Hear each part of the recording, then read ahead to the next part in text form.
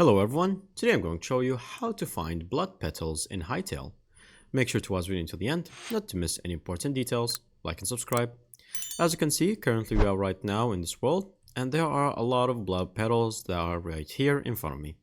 Now, the way to get it is to literally just use your hatchet, which is going to be made in your inventory, like that, and where you're going to have it right there for any crude hatchet, and you can just pick it up just like that for it or the roses.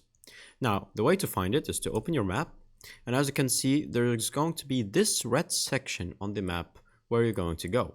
So if you spawn anywhere in this place, for example, in the green areas, or you spawn in the caves, or you spawn in the forest, make sure to go to the red section with all the red trees, and that is where you're going to find it. Just finding it locally right here is going to be close to places where there are red cap mushrooms, and so once you get at your hatchet and then you pick it up, that is all you need. And that's pretty much it. Thank you guys for watching. See you next time. Bye bye.